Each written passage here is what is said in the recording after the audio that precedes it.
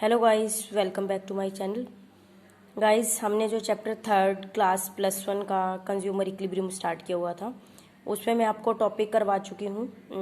जैसे type of utility है, law of diminishing marginal utility है, relationship between TU and MU है।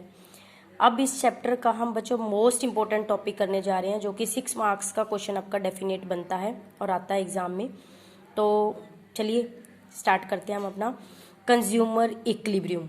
Consumer equilibrium की एक कंज्यूमर किस कंडीशन में इक्विलिब्रियम में होता है, in case of single commodity पढ़ेंगे आज हम। यानी कि कोई भी कंज्यूमर जब किसी एक सिंगल कमोडिटी को परचेज करता है तो उस कंडीशन में कहाँ उसको सेटिस्फेक्शन मिलती है, कहाँ उसका इक्विलिब्रियम पॉइंट होता है। तो सबसे पहले बच्चों 6 मार्क्स के हिसाब से मैं आपको बताती हूँ कि सबसे पहले इसको हमें डिफाइन करना पड़ेगा कि consumer equilibrium is a situation where consumer will get maximum satisfaction with his or her limited income. कि एक कंज्यूमर इक्विलिब्रियम की कंडीशन में तब होता है बच्चों जहाँ पे उसको अपनी गिवन और लिमिटेड इनकम से वो किसी चीज़ को बाय करता है और उस चीज़ को बाय करने के बदले में उसको जो मैक्सिमम सेटिस्फेक्शन का लेवल मिलता है, उस कंडीशन में एक कंज्यूमर इक्विलिब्रियम में कहलाता है। बच्चों सपोज आप किसी चीज़ को, जैसे सपोज करो आपने आइसक्रीम खानी है, आप आइसक्रीम बाय करते हो और आइसक्रीम को खाते हो। उस आइसक्रीम को खाने के बदले में आपके पास जितने पैसे हैं उस पैसों के हिसाब से जो आपने आइसक्रीम ली, उस आइसक्रीम को खाने के बदले में अगर आपको बहुत ज़्यादा मतलब अच्छी खुशी मिलती है, मैक्सिमम सेटिस्फेक्शन मिलती है, तो that level is called consumer equilibrium. अब बताएंगे कि एक कंज्यूमर इक्विलिब्रियम की कंडीशन में कहाँ पे होता है, तो उसके बाद डिफाइन करने के बाद इसका पॉइंट हम लिखेंगे कंडीशन का। कंडीशन का मतलब मैंने इसमें जैसे फॉर्मूला लिखा कि MUX is equal to PX। यानी कि सपोज करो आप किसी एक्स कमोडिटी को परचेज करते हो, तो एक्स कमोडिटी को परचेज करने के बदले में जो आपने मतलब अपनी गिवन इनकम में से जो प्राइस पे किया वो इक्वल होना चाहिए बच्चों हमारा उससे मिलने वाली, जो एक्स कमोडिटी आपने परचेज की उस एक्स कमोडिटी से मिलने वाली मार्जिनल यूटिलिटी की अगर वो इक्वल है तो यहाँ पे एक कंज्यूमर इक्विलिब्रियम की कंडीशन में होगा। या फिर हम इसको ऐसे भी लिख सकते हैं कि marginal utility of X upon P of X equal to marginal utility of M मतलब मनी।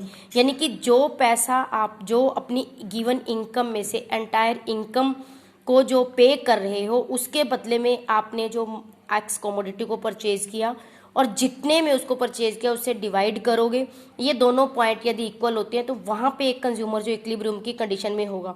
तो गाइस आपने सिर्फ एक ही कंडीशन को फॉलो करना है। जैसे सपोज करो हम इस कंडीशन को भूल जाते हैं, हम इस कंडीशन के अकॉर्डिंग करते हैं। देखो मैं आपको इस चीज़ को एक एग्जाम्पल के द्वारा बताती हूँ कि let suppose the consumer spend his entire income. कि कोई भी एक कंज्यूमर है जो जिसके पास एंटायर पूरी की पूरी इनकम जो उसके पास गिवन है, तो वो एक single commodity that is good x, यानी कि मान लो वो गुड एक्स के ऊपर को परचेज करता है और उसी के ऊपर एंटायर इनकम को वो खर्च कर देता है। तो सपोज कीजिए कि उस चीज़ का जो प्राइस है वो कितना है, 10 रुपीज़ पर यूनिट है। सपोज करो आप मान लो कि आइसक्रीम परचेज करते हो, उस एक आइसक्रीम की जो प्राइस है वो 10 रुपीज़ है। तो यहाँ मैंने ली यूनिट्स, इसको मैं शेड्यूल के द्वारा बताती हूँ। जैसे आपने एक आइसक्रीम को बाय किया, फिर सेकंड को किया, फिर 3 आइसक्रीम, फिर 4, फिर 5, फिर 6 आइसक्रीम बाय की। तो एक आइसक्रीम बच्चों आपकी 10 रुपीज़ की है, तो 10 रुपीज़ आपका जो प्राइस है वो फिक्स है। आप एक सिंगल कमोडिटी यानी कि आप 6 यूनिट तक कंटिन्यू आइसक्रीम को ही बाय कर रहे हो, तो इससे मिलने वाली जो मार्जिनल यूटिलिटी है जब आप फर्स्ट आइसक्रीम को बाय करते हो तो इससे मिलने वाली यूटिलिटी 20 है। 2 आइसक्रीम को परचेज करने पर 16, 3 आइसक्रीम को परचेज करने पर 10। आप देख रहे हो कि कंटिन्यू जो मार्जिनल यूटिलिटी है वो डिक्लाइन हो रही है। और 4th यूनिट पर जो 4 है, 5th यूनिट पर 0 है, 6 आइसक्रीम परचेज करने पर -6 है। मैंने आपको बताया था बच्चों कि जो मार्जिनल यूटिलिटी है वो आपकी पॉजिटिव भी हो सकती है और 0 भी और नेगेटिव भी हो सकती है। अब हम देखेंगे कि यहाँ पे इस कंडीशन में कि एक कंज्यूमर कहाँ इक्विलिब्रियम की कंडीशन में है। आप देखोगे कि जब वो 10 रुपये पर मतलब पे कर रहा है एक आइसक्रीम के बदले में, तो उससे मिलने वाली मार्जिनल यूटिलिटी आपकी यहाँ 20 है। तो कितना हुआ, यानी कि ये हम लेंगे point difference minus marginal utility and price of X, जो आप एक्स कमोडिटी को परचेज कर रहे हो, इन दोनों का डिफरेंस लोगे। तो ये हुआ 20 माइनस 10, 10 के इक्वल। जब देखो एक कंज्यूमर 10 रुपये पे कर रहा है तो उससे मिलने वाली जो मार्जिनल यूटिलिटी 20 के बराबर है, यानी कि जितना वो प्राइस पे कर रहा है उससे कहीं ज़्यादा उसे सेटिस्फेक्शन मिल रही है। तो क्या कंज्यूमर और यूनिट को कंज्यूम करेगा? यस। तो वो कंज्यूमर सेकंड आइसक्रीम को फिर बाय करता है, यहाँ भी वो 10 रुपीज़ पे करता है और इससे मिलने वाली यूटिलिटी 16 के इक्वल है। तो क्या इसके बाद वो कंटिन्यू करेगा, आइसक्रीम को बाय करेगा? यस। तो यहाँ देखिए, यहाँ पे जो 10 रुपीज़ पे कर रहा है और 10 के इक्वल ही उसको मार्जिनल यूटिलिटी मिल रही है। यहाँ हम डिफरेंस देखेंगे 20 माइनस 10, 10, 16 माइनस 10, 6, 10 माइनस 10। इसके बाद आ जाता है बच्चों कि वो 4th यूनिट पर, कि इसके बाद देखो एक कंज्यूमर इस चीज़ को और बाय करना, कंज्यूम करना पसंद करेगा वुडेक्स को। तो इसका देखिए आपको खुद आंसर मिल जाएगा, आगे शेड्यूल को समझिए कि जैसे वो 10 रुपीज़ पे कर रहे हैं लेकिन उससे मिलने वाली यूटिलिटी उसको क्या हो रही है, 4 के इक्वल हो रही है, यानी कि पेमेंट तो रुपीज़ तो प्राइस तो ज़्यादा पे कर रहा है लेकिन उससे मिलने वाली सेटिस्फेक्शन क्या है, कम।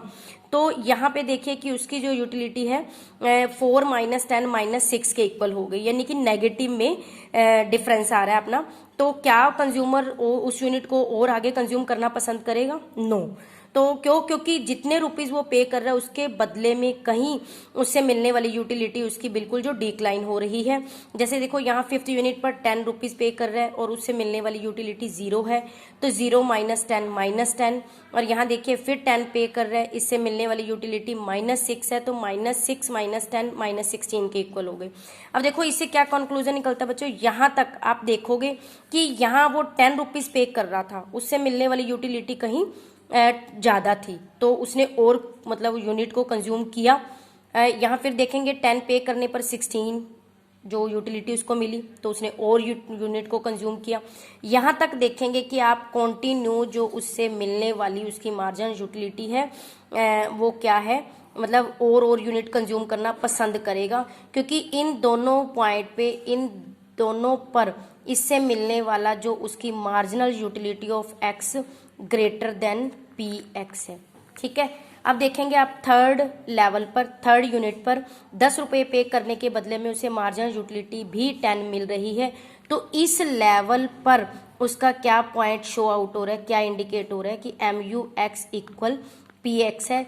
तो इस कंडीशन में जो एक कंज्यूमर है बच्चों वो इक्विलिब्रियम की कंडीशन में कहलाएगा। क्यों? क्योंकि जितने रुपीज़ वो पे कर रहा है उससे मिलने वाली सेटिस्फेक्शन भी उसके इक्वल है। तो इस यहाँ पर जो एक कंज्यूमर है वो इक्विलिब्रियम की कंडीशन में होगा। इसके बाद आप 4th, इस तरीके से 5th और 6th यूनिट पर देखिए कि जितने रुपीज़ वो पे कर रहा है उससे मिलने वाली यूटिलिटी कहीं उसकी डिक्लाइन हो रही है। पहले -4 हो गई, फिर 0 हो गई, फिर नेगेटिव में चली जाती है। यहाँ आप देखोगे कि मार्जिनल यूटिलिटी जो है मिलने वाली उसकी कंटिन्यू कम हो रही है जितने वो प्राइस पे कर रहा है। अब बच्चों इस चीज़ को हम डायग्रामेटिकली जो मैं आपको बताऊँगी, डायग्रामेटिकली आप देखो कि जैसे ये मैंने लिया जो पॉइंट है हमारा ओ एक्स का लिया, ये हमारा जो हो गया यहाँ बच्चों आउटपुट का यूनिट हो गया, आउटपुट हो गया, आउटपुट लिया। और यहाँ पे इस लेवल पर जो हम क्या लेते हैं बच्चों, एम यू और पी एक्स लेंगे। जो एक्स कमोडिटी को वो बाय कर रहा है और जो पी एक्स लेंगे। अब आप देखो इसको लो, जैसे 4, 8, 12, 16, 20, 24। अब आप नीचे लेंगे इसको क्योंकि नेगेटिव में भी है ये, -4 -8। अब आप देखेंगे कि किस तरीके से आप जो प्राइस का लेवल देखो क्या है। यहाँ लेंगे हम आउटपुट 1, 2, 3, 4, 5, 6, 7 यूनिट तक। ठीक है, अब आप देखो कि जो प्राइस का लेवल क्या है वो फर्स्ट यूनिट पर भी 10, सेकंड यूनिट पर भी 10, थर्ड यूनिट पर भी 10, यानी कि कांस्टेंट है। 10 हमारा फर्स्ट यूनिट पर 10, सेकंड यूनिट पर 10, थर्ड यूनिट पर 10, फोर्थ यूनिट पर 10, फिफ्थ यूनिट पर 10, सिक्स्थ यूनिट पर 10। आपने देखा जो प्राइस का लेवल है हमारा वो बिल्कुल जो है क्या है, कांस्टेंट है। ठीक है, ये हमारी हो गई पी ऑफ एक्स। इसके बाद बच्चों हम लेंगे कि जो हम लेंगे मार्जिनल यूटिलिटी। मार्जिनल यूटिलिटी जैसे फर्स्ट यूनिट पर हमारी कितनी है, 20 के इक्वल है। फर्स्ट यूनिट पर 20 के इक्वल है, सेकेंड यूनिट पर 16 के इक्वल है, थर्ड यूनिट पर 10 के इक्वल है, फोर्थ यूनिट पर 4 के इक्वल है, फोर्थ यूनिट पर 4 के इक्वल है, फिफ्थ यूनिट पर 0 के इक्वल है, सिक्स यूनिट पर जो लेंगे हम -6 के इक्वल है, जो इसके अब देखो आप इसको ज्वाइन कीजिए, ये आपकी जो कर्व ड्रॉ हुई ये क्या हो गई आपकी मार्जिनल यूटिलिटी ऑफ एक्स। अब आपने देखा कि when a consumer in equilibrium, मैंने आपको पहले बताया कि एट थर्ड लेवल पर 10 रुपीज़ वो पे कर रहा है कंज्यूमर, एंड उससे मिलने वाली यूटिलिटी भी 10 के इक्वल है। तो एट थर्ड यूनिट के लेवल पर a consumer is in equilibrium. यहाँ पे इस इक्विलिब्रियम पॉइंट को आप ई के द्वारा शो कर सकते हैं। तो ये हमारा क्या कहलाएगा, ये पॉइंट क्या कहलाएगा, कंज्यूमर इक्विलिब्रियम का पॉइंट कहलाएगा। यहाँ पे बच्चों एक कंज्यूमर जो है इक्विलिब्रियम की कंडीशन में होगा। बहुत अच्छे से I think so, hope so कि आपको डायग्राम समझ आ गया होगा। अब हम क्या करेंगे बच्चों की इस डायग्राम की एक्सप्लेनेशन जरूर देंगे। एक्सप्लेनेशन जैसे मैं आपको बताती हूँ कि क्या है, इसको पॉइंट्स में देंगे। अगर देखो आपने 6 मार्क्स में ये क्वेश्चन आता है तो बहुत अच्छे से जो इसकी प्रेजेंटेशन आपको देनी पड़ेगी। जैसे मैंने आपको बताया पहले डिफाइन करना है, फिर उसकी कंडीशन लिखनी है, फिर इसको एग्जाम्पल के द्वारा ये शेड्यूल और डायग्रामेटिकली आपने शो आउट किया। और इसके बाद बच्चों जैसे देखो सबसे पहले तो आपने ये बताना है कि इस डायग्राम में आपने लिया क्या है ये डायग्राम किस चीज़ से रिलेटेड है। आप इस डायग्राम को कोरिलेट करेंगे कि in the above diagram MU stand for marginal utility curve, कि जो MU है वो किसके लिए स्टैंड कर रहा है, क्या है वो मार्जिनल यूटिलिटी कर्व है। और फिर सेकंड पॉइंट में आप बताओगे कि जो मार्जिनल यूटिलिटी की कर्व है वो कौन सी स्लोप में है, कौन सी डायरेक्शन में है। MUX कर्व स्लोप डाउनवर्ड, ये जो मार्जिनल यूटिलिटी कर्व है वो उसकी स्लोप डाउनवर्ड है। डाउनवर्ड बच्चों क्यों है, उसका क्या रीजन है, ये क्या इंडिकेट कर रही है, क्या शो करती है कि इट इंडिकेट जैसे जैसे आपकी marginal utility with each successive के साथ फॉल होती जा रही है, तो क्यों ये हो रही है बच्चों, उसकी डाउनवर्ड स्लोप होने का कारण है law of diminishing marginal utility. मैंने आपको पहले भी बताया था कि जैसे ही हम कंटिन्यू किसी यूनिट को कंज्यूम करते हैं मोर एंड मोर, तो ईच सक्सेसिव यूनिट से मिलने वाली आपको जो मार्जिनल यूटिलिटी है वो डिक्लाइन होती जा रही है। डिक्लाइन क्यों होती है, किसके कारण से होती है, मैंने आपको पिछली वीडियो में मेरी law of diminishing marginal utility के बारे में बताया था। अगर आपने वो वीडियो नहीं देखा हो तो बच्चों नीचे डिस्क्रिप्शन बॉक्स में मैंने लिंक दिए हैं, तो आप उस वीडियो को डिस्क्रिप्शन बॉक्स के लिंक में जाकर उस वीडियो को देख सकते हैं। तो चलिए बच्चों, अब जैसे मैंने एक्सप्लेनेशन में 7 पॉइंट लिए हैं। फर्स्ट पॉइंट में मैं आपको बताना है कि जैसे मार्जिनल यूटिलिटी क्या है, भी डायग्राम किस चीज़ से कोरिलेट करता है। फिर मैंने बताया कि मार्जिनल यूटिलिटी की स्लोप डाउनवर्ड होती है, क्यों होती है उसका रीज़न भी बताया। एंड थर्ड पॉइंट उसको मार्जिनल यूटिलिटी कर्व को हमने किसके साथ लिया, प्राइस के साथ। प्राइस आपने देखा कि हॉरिजॉन्टल एंड स्ट्रेट लाइन में है, क्योंकि प्राइस हमारा जो हमने फिक्स लिया हुआ है 10 रुपीज़ लिया हुआ है, ठीक है। एंड फोर्थ पॉइंट है, आप देखेंगे कि जैसे मैंने आपको बताया 3 पॉइंट बताए कि फर्स्ट और सेकंड आउटपुट पर आपका जो मार्जिनल यूटिलिटी ऑफ एक्स है वो ग्रेटर देन है PX से, तो सो consumer will consume more unit of good x, वो एक्स यूनिट को और ज़्यादा कंज्यूम करेगा। जैसे मैंने आपको बताया कि फर्स्ट यूनिट पर वो 10 रुपीज़ पे कर रहा है, लेकिन उससे मिलने वाली जो यूटिलिटी है वो 20 है। ये देखिए मार्जिनल यूटिलिटी मोर देन है, इस पॉइंट पर जो यहाँ मोर देन है, और नेक्स्ट पॉइंट पर भी आप देखेंगे ये 10 पे कर रहा है, इससे मिलने वाली यूटिलिटी मोर देन है। तो यहाँ दोनों यूनिट्स के बाद भी कंज्यूमर जो इस यूनिट को और बाय करना पसंद करेगा और जो उसको कंज्यूम करेगा। अब थर्ड यूनिट पर फिर इसके बाद बच्चों नेक्स्ट पॉइंट में हम बताएंगे कि at output third MUX is equal to PX है। तो यहाँ पर इस पॉइंट पर जो कंज्यूमर है वो इक्विलिब्रियम कंडीशन में होगा। क्यों होगा इक्विलिब्रियम में? क्योंकि मैंने आपको कंडीशन बताई थी इसमें स्टार्टिंग में कि मार्जिनल यूटिलिटी ऑफ एक्स, जब आप किसी भी कमोडिटी एक्स को बाय करते हो तो इससे मिलने वाली utility should be equal to P of X. जो आप एक्स कमोडिटी के लिए प्राइस पे कर रहे हो उसके इक्वल होनी चाहिए।